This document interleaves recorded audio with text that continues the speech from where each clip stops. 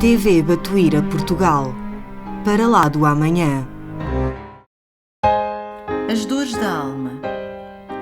O livro destina-se à procura do autoaperfeiçoamento através do conhecimento do inconsciente, libertando-nos de qualquer crítica e ou perseguição a nós próprios ou aos outros. Mostra-nos a nossa responsabilidade perante as atitudes autodestrutivas que temos. As dores da alma são os 7 pecados capitais. O livro está dividido em 21 capítulos e cada um deles é dedicado a cada um destes pecados.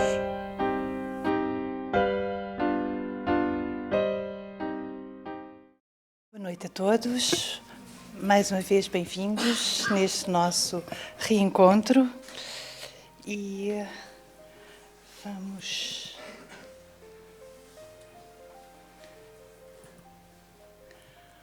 começar o nosso trabalho conjunto desta noite, lembrando-nos que eu estou aqui à frente, mas que todos nós fazemos parte deste ambiente especial e fazemos a diferença, qualquer que seja a nossa participação, e a participação dos nossos pensamentos é uma parte fundamental. Nós, não sei quantos de vós estiveram aqui no sábado passado, mas foi uma belíssima palestra da nossa companheira Susana sobre um tema, sobre uma das parábolas de Jesus que nós às vezes nem nos detemos tanto, sobre o rico e o Lázaro. É uma parábola que recomendo a todos, se não estiveram e não tiveram a oportunidade de ver a palestra da Susana, daqui a bocadinho vai estar na TV Batuíra. E, de qualquer maneira, podemos, cada um de nós, ir ver a parábola, relê-la. E houve algumas coisas que me comoveram bastante, e uma delas foi o quanto, e nós estamos a falar de uma parábola, quer dizer que foi alguma coisa que Jesus partilhou connosco há 2000 anos. E ali o foco era a necessidade da caridade.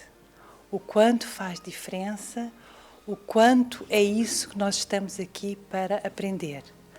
Caridade, aquilo que foi colocado na primeira epístola de Paulo aos Coríntios, em algumas das traduções é colocado como caridade, em outras como amor. Está-se a falar do amor incondicional, aquele amor que nós estamos aqui para aprender. E é isso, é só isso, e é tudo isso que nós estamos aqui para fazer. Cada uma das nossas encarnações é para isso. Vamos refletir um bocadinho de porque é que há 2000 anos Jesus veio para trazer esse foco. Porque é que depois tantos outros têm vindo a falar disso, inclusive Paulo, logo um bocadinho depois, por volta do ano 55 da nossa era, e depois, há 150 anos, um bocadinho mais, a doutrina dos Espíritos veio exatamente tentar que, ok, se não conseguiram entender aquilo que Jesus disse há 2000 anos, quem sabe, agora nós vamos conseguir, se trouxermos as coisas para um plano mais claro, mais compreensível. É esse o foco da doutrina, é para isso que nós devemos estudar a cada dia. E nós vamos pensar em algumas ferramentas, estamos aqui a pensar como é que nós podemos aproveitar. E uma das formas fundamentais é como é que nós podemos nos apropriar, como é que nós podemos fazer com que o Evangelho, aquilo que Jesus nos veio trazer há 2000 anos, seja mais próximo da nossa vida cotidiana. E é sobre isso que nós vamos pensar aqui um bocadinho juntos. Então, o tema da nossa palestra de hoje é Evangelho em nós. Evangelho, nós sabemos que é uma palavra grega que quer dizer a boa nova. Angelos, então é a boa mensagem. Ângelos de mensageiros e eu de boa, verdadeira. E então, como é que nós vamos conseguir que a boa mensagem, aquela que estão há 2000 anos pelo menos a tentar, e não é só, porque Moisés já nos tinha dito: amai-vos uns aos outros, não é assim? Depois Jesus colocou: amai-vos uns aos outros como eu vos amei. Aí já tinha exatamente um padrão de como fazer, não é assim? Então, o que é que nós ainda não conseguimos? O que é que será que nós podemos, no nosso dia-a-dia, fazer um bocadinho diferente, só para tentar aproveitar melhor esta oportunidade abençoada que é cada encarnação? E esta nossa, por mais difícil que possa nos parecer, é abençoada e é um privilégio.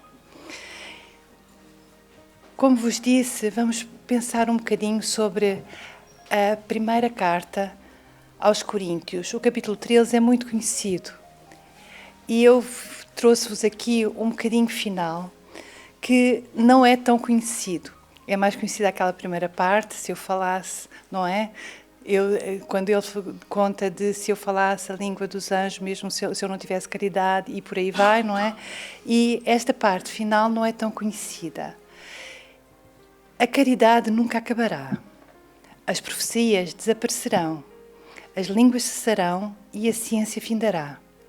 Porque a nossa ciência é imperfeita e a nossa profecia também é imperfeita.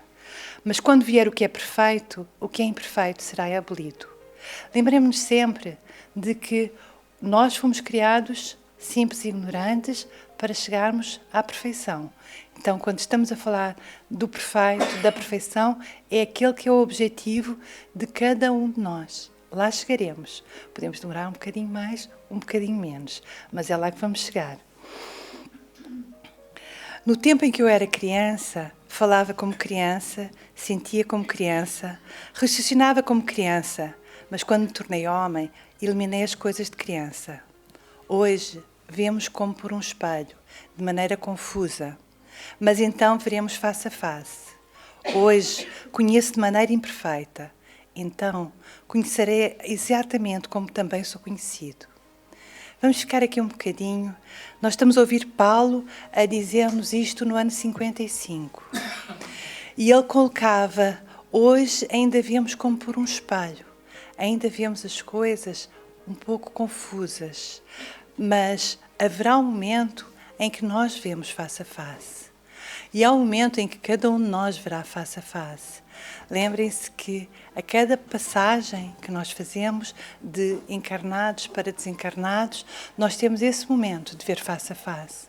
É-nos colocado que nós fazemos uma reviviscência de toda esta encarnação, fazemos um resumo, revemos e resumimos, e aí vemos com os olhos já daquele momento em que nós nos afastarmos um bocadinho desta nossa personalidade. A cada encarnação nós temos uma personalidade diferente, mas somos sempre o mesmo espírito, em processo, e aí nós vamos ver mais claramente aquilo que nós tivemos a executar, quais foram as nossas atitudes, as nossas ações nessa encarnação.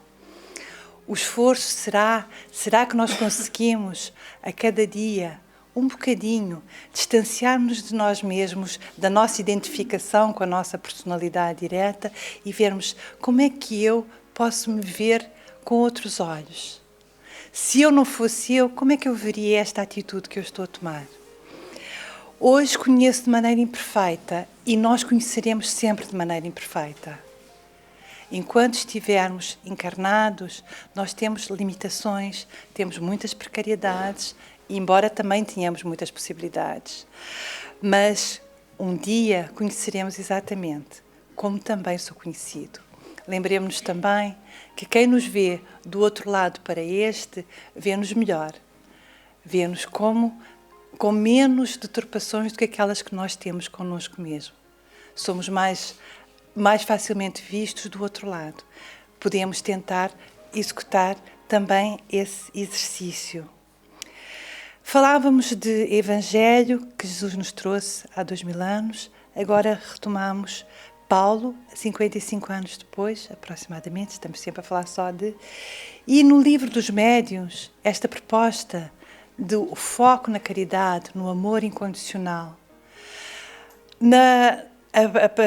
A carta de Paulo foi escrita em grego, a palavra é aquela palavra que é às vezes traduzida como caridade, às vezes como amor, é a palavra ágape, grega. Essa palavra nós usamos, nós referimos a um grande banquete como ágape.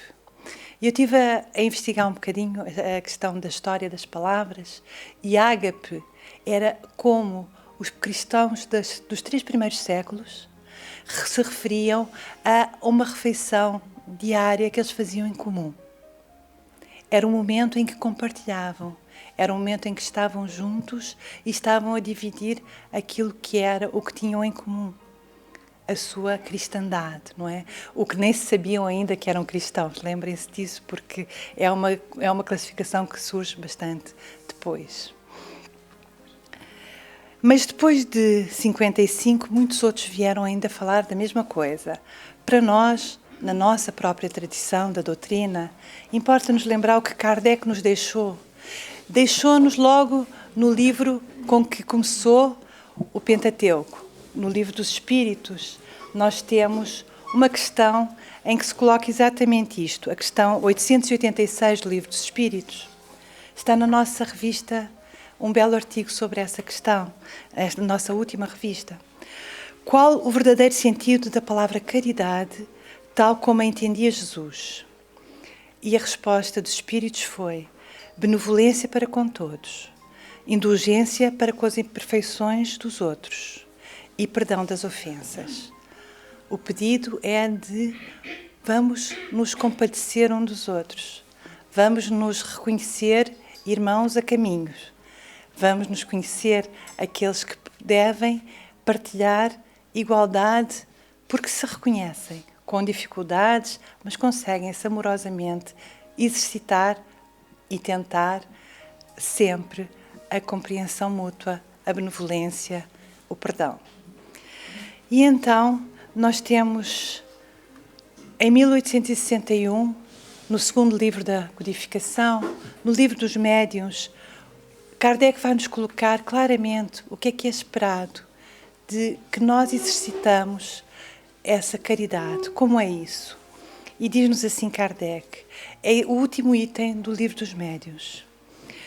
Se o Espiritismo deve, como foi anunciado, levar à transformação da humanidade, isto só poderá realizar-se através do melhoramento das massas, o que se verificará gradualmente, pouco a pouco, como consequência do aperfeiçoamento dos indivíduos. Que importa crer na existência dos espíritos se essa crença não torna o indivíduo melhor, mais bondoso e indulgente para com os seus semelhantes, mais humilde e paciente na adversidade. É exatamente a proposta sejai mais caridosos, sejai mais amorosos. Não seja só a questão de, ok, eu sei que os espíritos existem, eu sei que eu sou um espírito imortal, mas o que é que isso vai mudar no meu cotidiano? O que é que isso muda na forma como eu atuo na minha vida, para comigo e para com os outros? Esse é o ponto. E é o que coloca aqui, claramente, com muita... Kardec era amoroso, mas com muita frontalidade. Que importa crer na existência do espírito se essa crença não torna o indivíduo melhor, mais bondoso e indulgente para com os seus semelhantes, mais humilde e paciente na adversidade. Esse é um desafio muito grande. Quando a adversidade nos toca à porta, é quando nós somos realmente confrontados com o que é que já é um bocadinho diferente. E lembrem-se, não estamos aqui a falar de mudamos, somos outros, somos novos. Não, não é isso. É um bocadinho, bem pequenininho, mas que haja esse reconhecimento de faz diferença eu saber que sou um espírito imortal. E é eu saber isso no meu coração, porque é quando eu sei no coração é que se transforma em prática. Saber na cabeça leva-nos a refletir, mas saber no coração leva-nos a agir dessa forma. Trago-vos, e é isso que nós vamos partilhar, uma conversa de um grupo familiar. Nós temos, entre várias bênçãos daquilo que nos foi deixado pela psicografia de Chico Xavier, temos alguns romances de Emmanuel. Entre eles, este que foi editado em 1943, Renúncia, é uma pérola. Recomendo vivamente e a proposta é realmente fazer-vos o desafio. Não sei quantos de vós já leram Renúncia, mas a proposta é desafiar-vos, propor-vos, convidar-vos a lerem Renúncia. Esta palestra é a primeira em que nós vamos simplesmente recortar um bocadinho do grande livro. Nós vamos estar a ver com detalhe uma conversa de um grupo familiar. É só um bocadinho, espero que vos instigue a curiosidade e que eu consiga fazer-vos sentir a vibração especialíssima que há nesse livro, em particular por um dos seus personagens, que é aquele que é retratado nessa imagem, Alcione. E a ideia seria que, se puderem, e é um convite, lerem o livro, que no fim de março nós faremos uma outra palestra sobre o tema. Então, aqueles que ainda não leram, ou aqueles que leram, releiam, porque vale sempre a pena. Nós não somos os mesmos a cada instante, lembrem-se, nós estamos sempre a mudar. E quando nós relemos um livro, é completamente diferente. Nós já somos outros, já conhecemos o livro, já o temos numa outra forma e vale muito a pena. Vale sinceramente a pena e será outra possibilidade também conseguir ouvir a palestra já tendo conhecido. Mas então nós vamos, como vos disse, um pequeno recorte de uma conversa em família. Na segunda parte, o capítulo 3, Testemunhos da Fé. E então vou-vos contar só quem são as pessoas que estão nessa conversa. Está um senhor, já ancião, que se chama Jacques e que tem uma filha, tem duas filhas, mas aqui na nossa conversa está uma delas, Susana, que é casada com Cirilo, e eles estão a conversar com Alcione, que eu já vos disse, que era um dos personagens, é o personagem central, e ela é preceptora da filha de ambos. Eles são um casal, Susana e Cirilo. O sogro de Cirilo é Jacques, que é o primeiro personagem que vai falar, e estão a conversar com Alcione. E então vamos lá, vamos devagarinho acompanhar o que é que eles estão a conversar. Há algum tempo, minha filha, aconselhados por um sacerdote americano, deliberámos fundar nossa Igreja Lareira, por considerar que a família é o nosso primeiro santuário. Resolução louvável. Minha mãe também sempre me disse que o lar é o nosso templo divino. Essa expressão, todos os boldos, todos esses destaques do texto são meus. A Igreja Lareira como uma forma de haver algum momento em que a família se encontra para conversar sobre aquilo que se fala na igreja, sobre o Evangelho. E é interessante porque isto foi proposto por um sacerdote católico.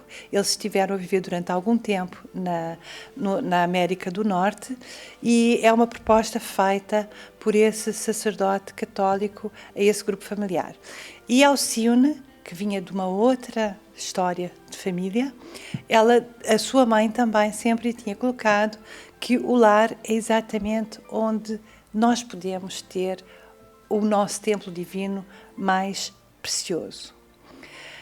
E diz ainda Alcione: para que as alegrias cristãs vibrem perfeitamente em nossa alma, não há que olvidar a necessidade de estabelecer o culto do Senhor dentro de nós mesmos. Assim entrevisto, o lar é o templo mais nobre, porque oferece oportunidade diária de esforço e adoração. Como nós sabemos, e cada um de nós pela sua própria experiência, no lar se encontram as maiores alegrias e as maiores dificuldades. É assim para cada um de nós, é essa a ideia, é conseguir nos reencontrar-nos na intimidade para poder contar com a ajuda daqueles que nos são mais próximos e conseguirmos interajudar-nos àqueles que têm mais diferenças de nós. Não é fácil conviver com o diferente, nem para o diferente que seria aquele que nos mobilizaria, quanto para aquele que nos aniquila. Todos esses são difíceis de conviver. Então, essa é uma oportunidade diária de esforço e adoração, como é assim colocado. O convívio familiar é sempre um esforço e também uma possibilidade de exercitar o amor. Lembramos dessas palavras que são preciosas, é o culto do Senhor dentro de nós mesmos. Lembrem-se, a palestra é o Evangelho em nós. Essa é a ideia, é que seja cada vez mais dentro de cada um de nós. E ainda vai dizer, cada criatura da nossa convivência, sob o mesmo teto, representa um altar para o culto da bondade, do carinho, da compreensão. Cada borrasca doméstica é um ensejo para a distribuição de esperança e fé. Cada dia afanoso enseja possibilidades de testemunhar confiança em Deus. É uma oportunidade de que a cada uma das tempestades, borrasca, tempestades que existem e existem de vez em quando, como não é assim? Nós temos exatamente a possibilidade de recuperar esperança e fé dentro do lar de cada um de nós. Acredito que o lar, e é sempre Alcione a falar, seja o ninho onde o espírito humano cria em si mesmo, com o auxílio do Pai Celestial, as asas da sabedoria e do amor, com que há de conhecer mais tarde as sendas divinas do universo. Essa é sempre o enfoque. Lembrem-se que várias e diversas vezes ao longo da doutrina nós temos essa ideia de que há duas asas que nos podem ajudar a elevar-nos, a da sabedoria e a do amor. E não vale nem hiperestimular uma nem a outra, que elas vão em compasso. É fundamental. E é sempre no ambiente doméstico que nós temos as melhores oportunidades para podermos desenvolvê-las. Temos sempre aquela anedota do espírita que desencarna, cheio de vontade de chegar ao outro lado, porque lá é que ele ia conhecer a sua família verdadeira. E quando ele chega ao outro lado, o que a espiritualidade que o acolhe diz é: agora vai ter que esperar um bocadinho, porque eles estavam na sua casa, agora vai ter que esperar que eles desencarnem para se reencontrar. Nós estamos onde devemos estar, lembrem-se sempre disso, nada é por acaso, e nós estamos exatamente onde devemos estar, com as pessoas que devemos estar. Devemos aproveitar a oportunidade para não ficarmos sempre à espera, depois vamos ter que esperar por aqueles que já estavam connosco. É uma situação um pouco triste. Muita gente, nos mais variados credos, depõe nas mãos dos seus ministros, dos seus sacerdotes, o que lhes cumpre fazer, mas isso é um erro grave. Deus nos chama pela maneira como Jesus procurou os discípulos. Para realizar a união divina, é preciso marchar na terra de nós mesmos, não obstante os maus dias e as noites tenebrosas. Nenhum de nós escapa dessa realidade. Esperemos que não muitas, mas haverá sempre alguns maus dias e algumas noites tenebrosas. E o grande desafio é conseguirmos caminhar dentro de nós mesmos, conseguirmos amorosamente, e esse é um tom que Jesus vem nos dar há 2000 anos e que é sempre repetido para aqueles que querem realmente a nossa evolução, o nosso progresso. O tom é de amorosidade, o tom é de compadecimento. Estamos todos a caminho. Alguns parece que vão um bocadinho mais à frente, outros um bocadinho mais atrás, mas é neste momento. Daqui a bocadinho pode estar diferente. E nós vamos todos juntos, em progresso, que deve ser o mais amoroso possível. Quando ouvi estas palavras, um dos personagens que estava nesta conversa, que é Cirilo, bastante cético dessa necessidade realmente de porque é que nós, que já vamos lá fora às igrejas e temos até quem seja especialista nisso, porque é que nós temos que fazer esse trabalho? E Alcione consegue colocar muito claramente essa necessidade. E isso calou no seu íntimo. E ele ouve dentro de si mesmo: o homem deixava de ser um exilado em míseras trevas, que se encontraria mais tarde com Deus ou com a punição eterna. A terra figurava-se-lhe escola, onde cada homem recebia uma divina oportunidade, entre milhões de possibilidades sublimes e infinitas. Cada uma das encarnações é exatamente uma destas possibilidades sublime e infinita. E conseguir fazer, deslocar-nos, cada um de nós conhece melhor do que mais nenhum outro daqueles que aqui está a sua própria história. E muitos de nós nascemos numa tradição religiosa diferente da espírita. E a nossa tendência, porque isso é a nossa humanidade, é trazermos os mesmos padrões para aquilo que parece-nos uma nova forma. Mas muito dificilmente nós alteramos padrões se não houver um grande esforço da nossa parte. Então, essa forma de delegar em sacerdotes, aquilo que aqui foi designado como ministros religiosos, aquilo que é nossa competência, que é fazer o trabalho dentro de nós mesmos, é uma tendência muito natural. O nosso automático será esse. É preciso um esforço grande, mas esse esforço permite-nos também conseguir alterar esse olhar de que nós vamos ter um julgamento em que em algum momento nós nos vamos encontrar ou com a salvação ou com a punição eterna. Nós precisamos ter muita atenção, porque às vezes parece que nós já não estamos a pensar assim, mas se nós olharmos melhor, se nós escavarmos um bocadinho naquilo que nós estamos a pensar e a sentir, ainda continuamos com essa forma de pensar num julgamento que ou nos salva ou nos condena. E não é de maneira nenhuma assim. São oportunidades que nós vamos aproveitando e vamos construindo paulatinamente o nosso percurso.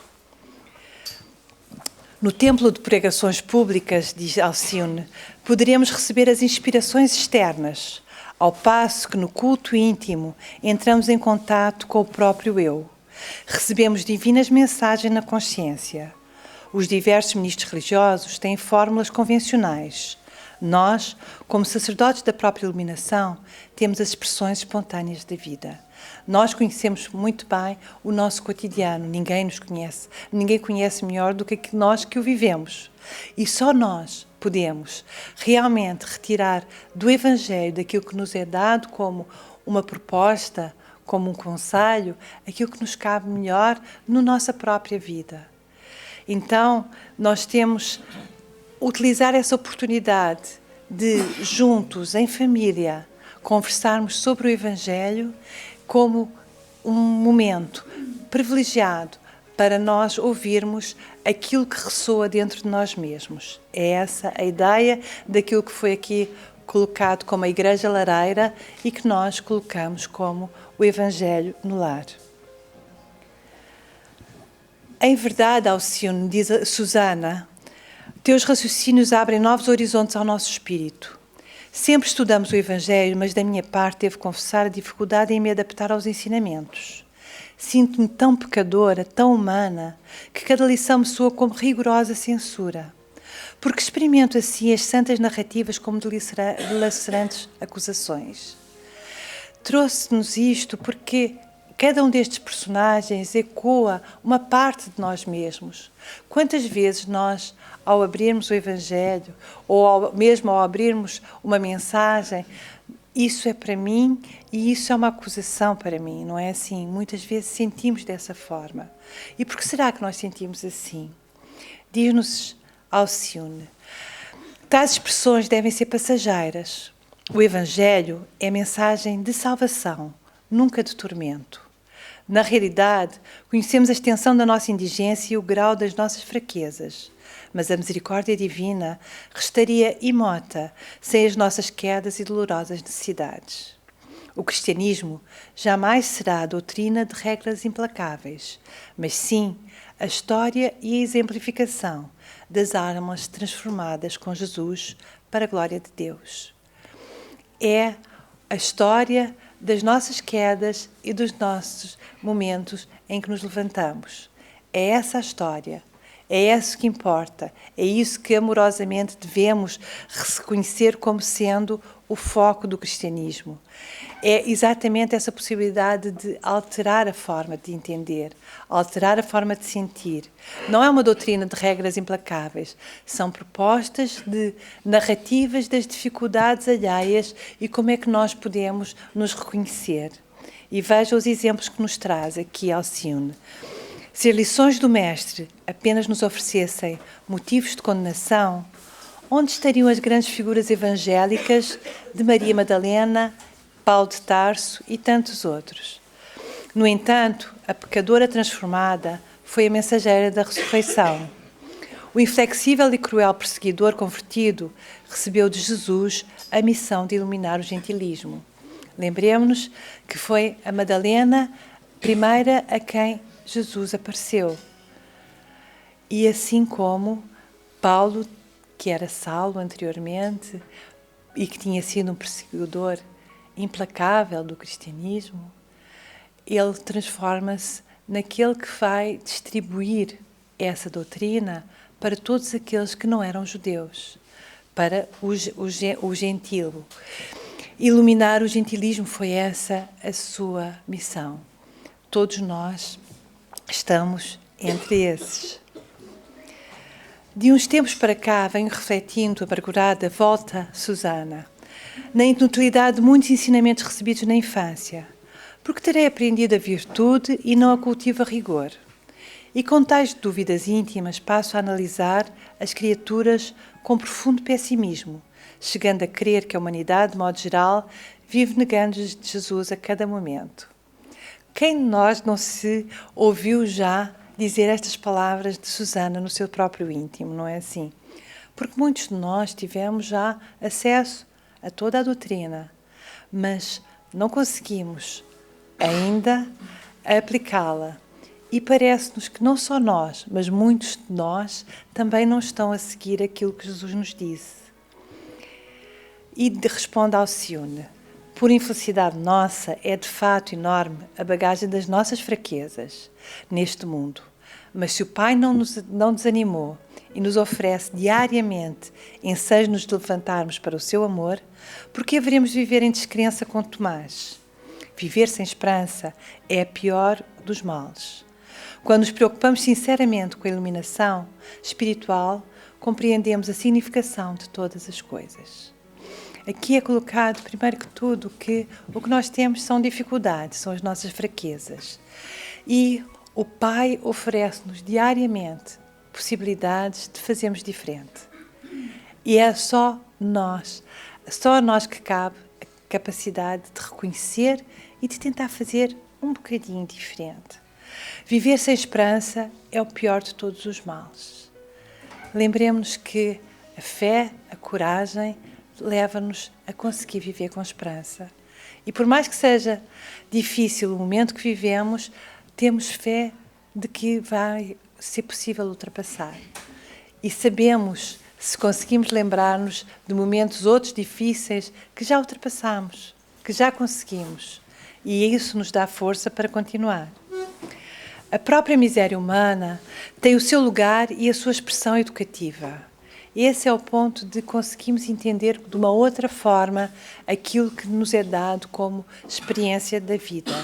Antes de tudo, é essencial refletirmos na extensão da bondade do Mestre. Lembremos que Pedro o negou 3 vezes, na hora mais cruel. Que Tomé duvidou da sua sabedoria e misericordioso poder e nem um nem outro foi jamais expulso da sua divina presença. O mundo tem inúmeros criminosos, exploradores, ociosos e devassos, mas tudo isso deve ser examinado por um prisma diferente. Essa é a proposta. Vamos reconhecermos-nos irmãos de Paulo, de Madalena, de Pedro, de Tomé, que caíram, que tropeçaram e também depois conseguiram reabilitar-se e conseguiram bem aproveitar as suas encarnações, reconhecendo as dificuldades que tinham passado e bem aproveitar, sabendo humildemente que estamos em processo, estamos a caminho. O pecado é moléstia do espírito.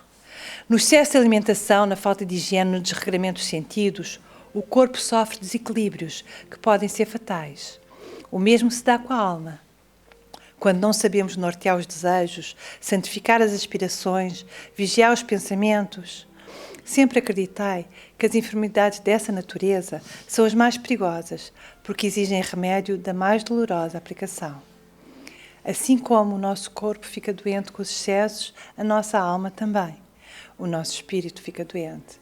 E são mais dolorosas aquelas que são as correções dessas nossas doenças do espírito.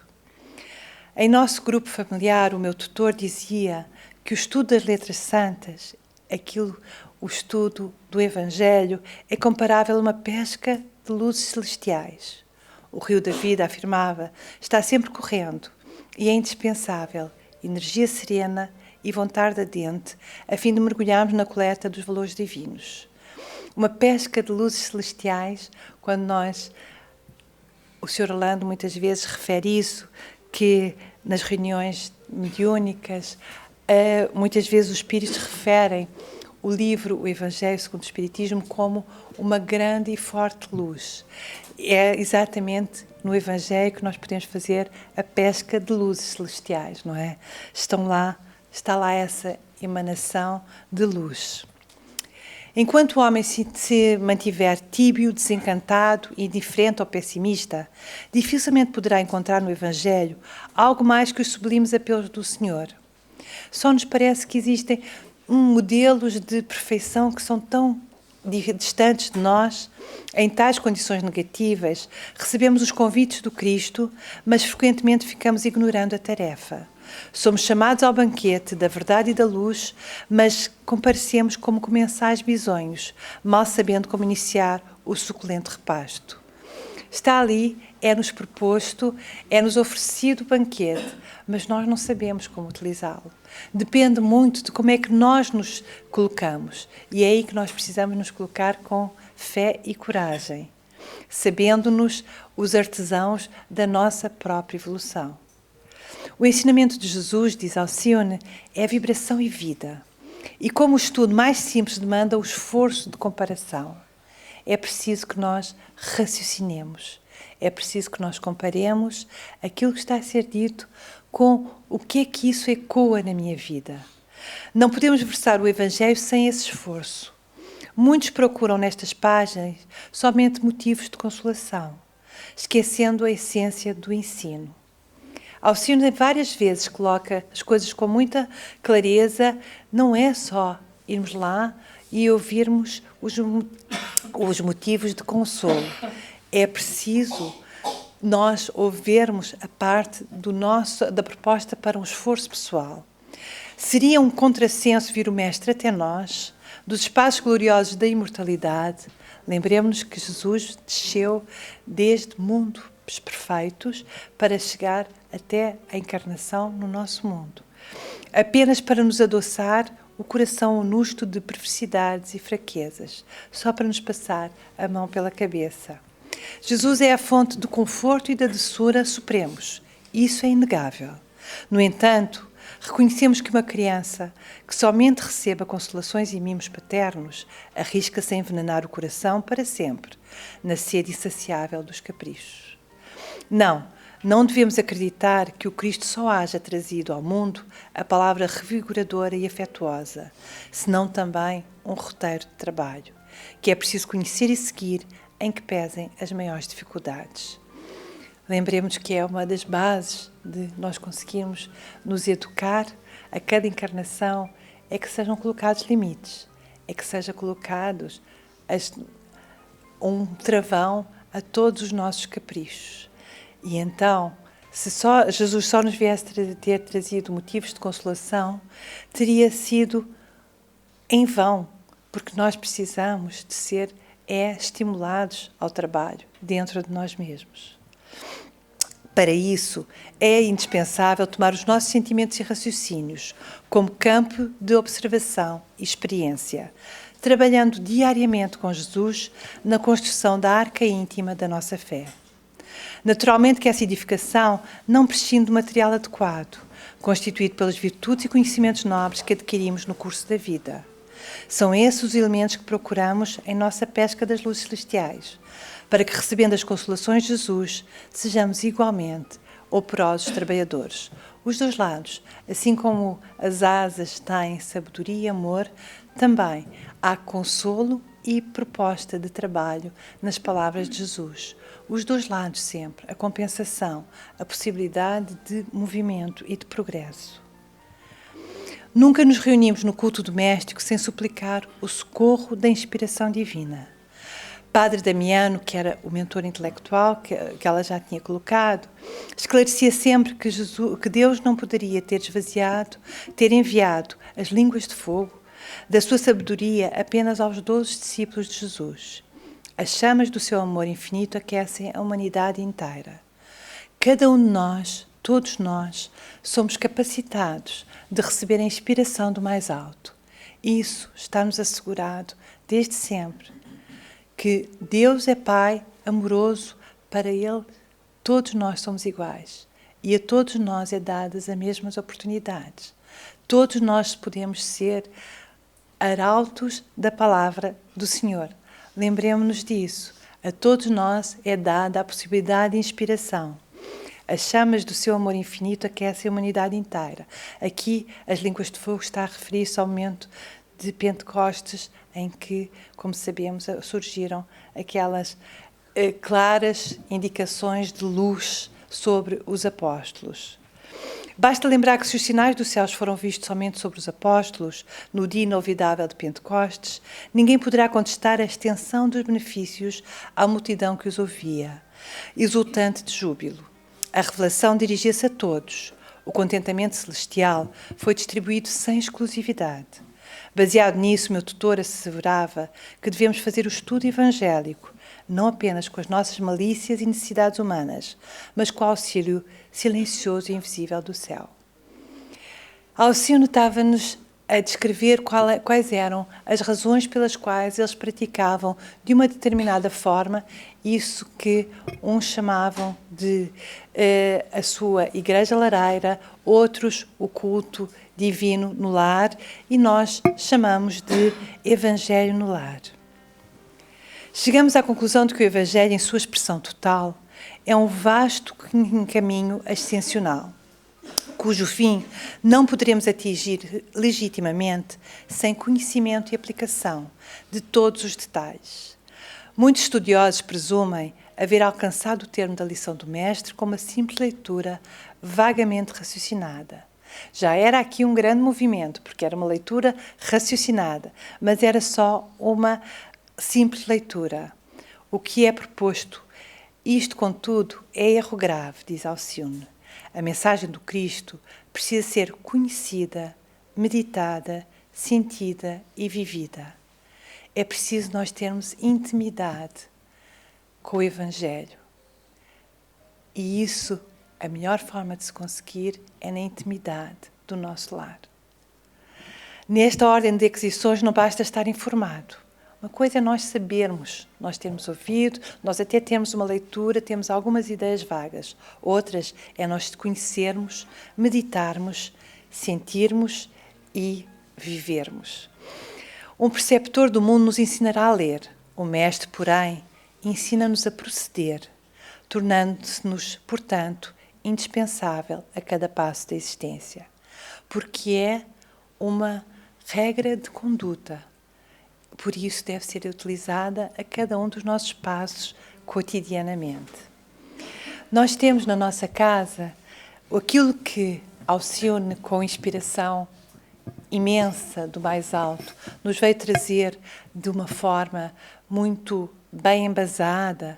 Nós temos na nossa casa um pequeno livro que nos dá exatamente algumas formas, algumas reflexões sobre a importância do Evangelho no lar, e foi agora reeditado em 2015, que é o primeiro que é realmente inteiro da nossa casa, e tem várias passagens com recolha de textos ao longo de toda a imensa literatura que nós temos da doutrina espírita, e ao momento um dos capítulos é uma sistematização daquilo que é, como é que se propõe aquele encontro que foi falado por Alcione, esse encontro da família para refletir sobre o Evangelho.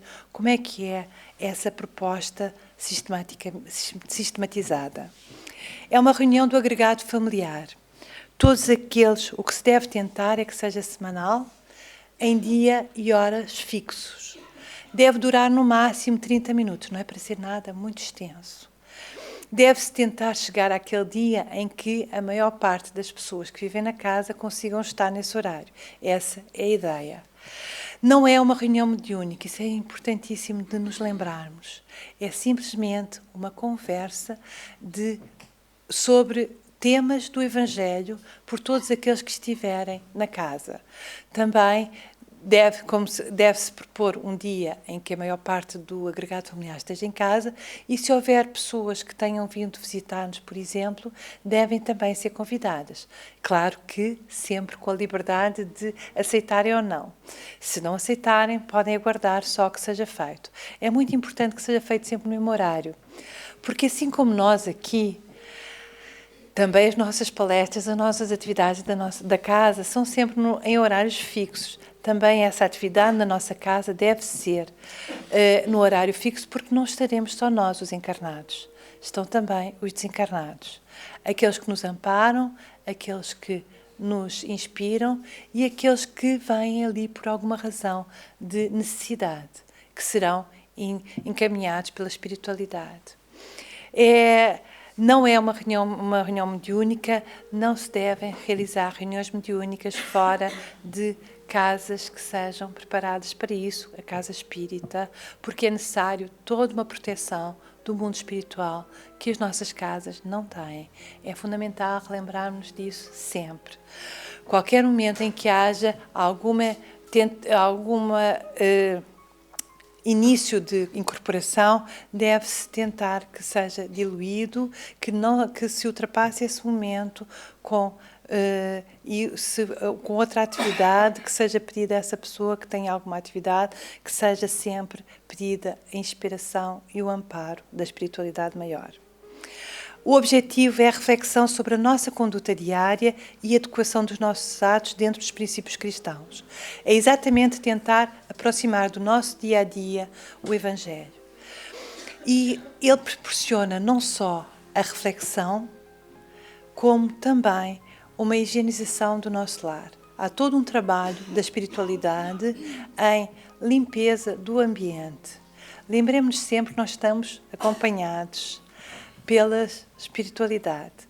Alguma espiritualidade mais elevada e alguma menos elevada. Então, nós precisamos rogar amparo para todos.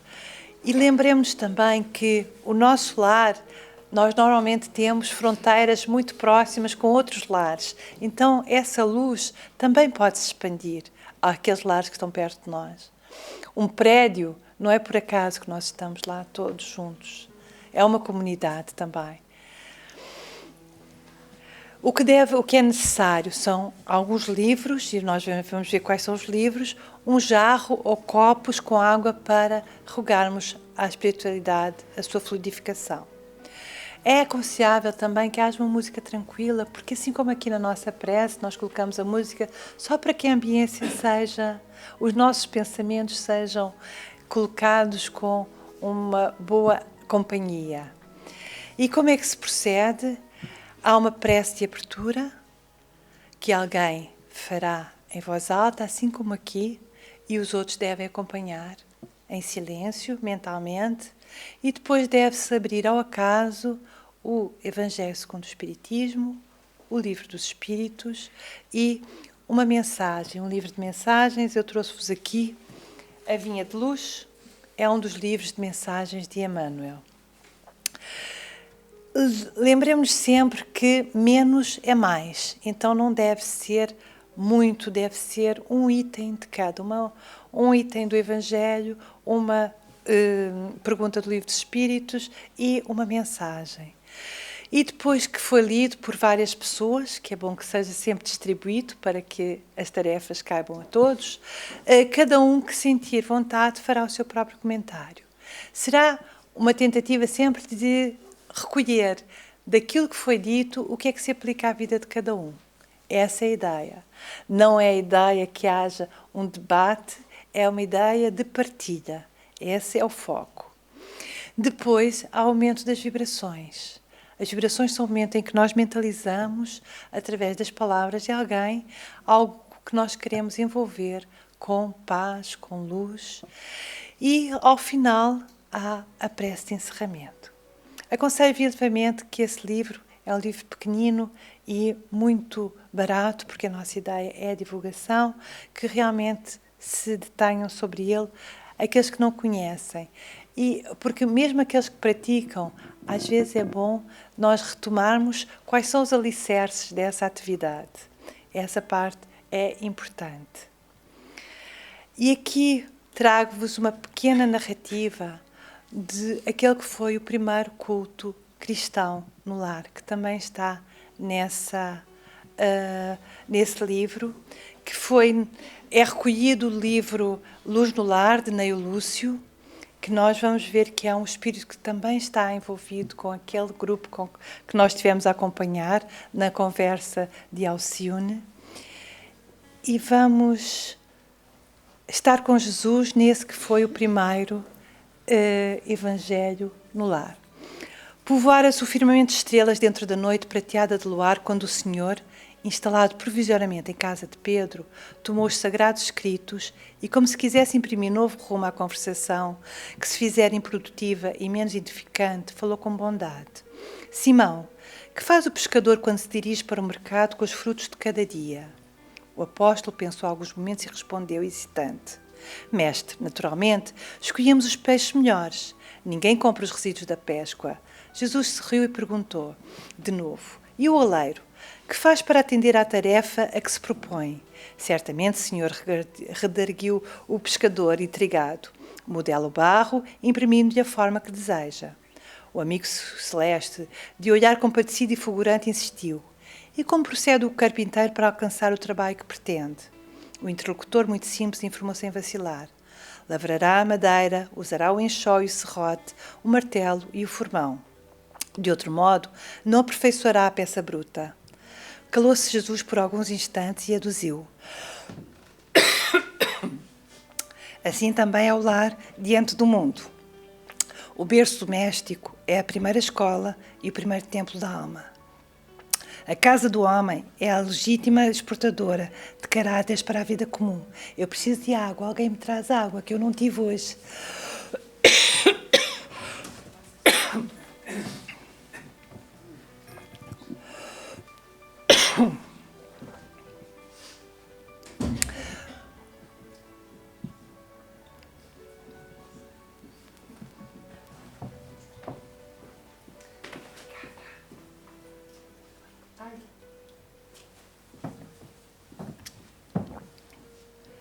Assim também é o lar diante do mundo. O berço doméstico é a primeira escola e o primeiro templo da alma.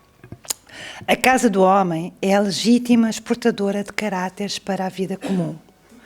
Se o negociante seleciona a mercadoria, se o marceneiro não consegue fazer um barco sem afeiçoar a madeira aos seus propósitos, como esperar uma comunidade segura e tranquila, sem que o lar se aperfeiçoe?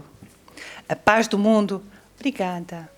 A paz do mundo começa sob as telhas a que nos acolhemos. Se não aprendemos a viver em paz, entre quatro paredes, como aguardar a harmonia das nações?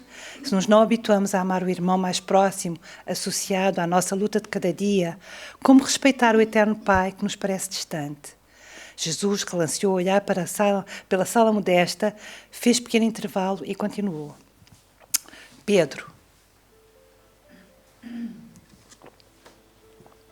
Assinamos aqui, em torno de quantos nos procuram a assistência fraterna, uma claridade nova.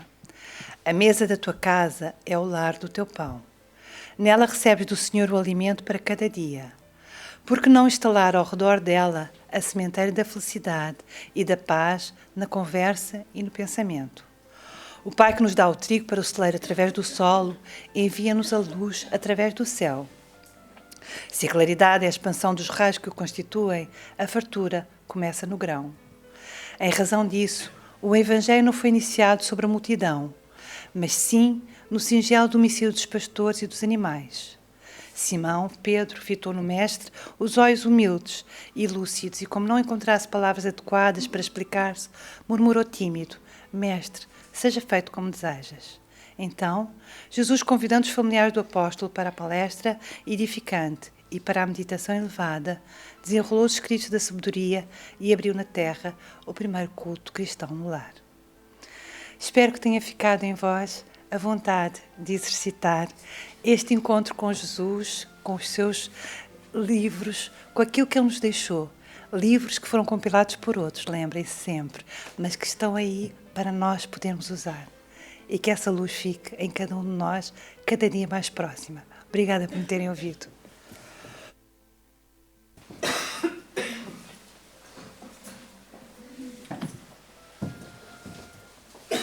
E assim, queridos companheiros, nós vamos nos encaminhando para o encerramento. E foi muito enaltecido aqui o nosso Evangelho. Ela disse que algumas vezes nós e sempre recomendamos o Evangelho. E a espiritualidade encaminha para as reuniões mediúnicas essas entidades que acompanham a todos vocês e a nós. E nós recomendamos que use o Evangelho, leia o Evangelho, mantenha aberto na mesa da cabeceira, porque forma uma luz. E então o Espírito vem dizer, e por vezes contrariado comigo mesmo, que depois que tu destes aquele Evangelho e que essa pessoa, seja irmão ou irmã, lê, a minha influência ficou mais difícil. Vejam a importância do Evangelho. E quando é um Evangelho no lar, claro que é uma luz que se acende e modifica até as paredes do lar. E evangeliza aqueles espíritos que estão conosco dentro do lar. Eles perguntam assim, mas tem espíritos dentro do lar? Sim. E deitam-se na nossa cama? Claro. Isso é uma realidade. Agora, quando há o hábito do Evangelho, da prece diária, e o Chico dizia, eu não queria ver ninguém que fosse dormir e antes não fizesse uma oração. Sem isso, como sabem, o nosso espírito se emancipa do corpo físico e vai ao encontro por vezes, das suas paixões ou reencontros que tem com os seus inimigos, enfim. E com a prece em que você pede o seu anjo de guarda, espírito protetor, familiar jamais esclarecido, ele está na vossa ajuda. Se algum de vocês não tem ainda o Evangelho, adquiram. É um livro que nós reeditamos aqui em Portugal, por ser mais barato, e que é de uma importância extraordinária. E se puderem, como foi dito aqui, façam um dia por semana o vosso Evangelho no lar. Hoje, nos dias que estão passando, com as turbulências que nós vimos no nosso planeta, a transformação que se está operando, as pessoas, e principalmente aquelas que têm mais sensibilidade, hoje encontram-se em grandes dificuldades e futuramente vai ser mais ativa essa influenciação a todos nós. Procuramos então ficar neste... Porque é preciso, nós podemos ir à doutrina, frequentar a casa espírita, mas é preciso nós ter o cuidado de buscar na doutrina e na casa aquilo que ela tem, os instrumentos que ela tem, para que nós se reequilibre, se defenda e que aproveite. Não é só, é a mesma coisa como entrar na sala de paz, senta. Se não sentar e não levar pensamento, e se não pedir, se não tiver boa vontade, Deus, na sua misericórdia, ajuda todos nós, mas muito mais àquele que já tem boa vontade. Portanto, é um esforço próprio de cada um. E a doutrina está com todos os recursos que nós temos para ir buscar nela a mensagem do Cristo, quando ele disse: eu sou médico das vossas almas, venham a mim. Não é? Por isso, vamos então para a prece final, como sempre.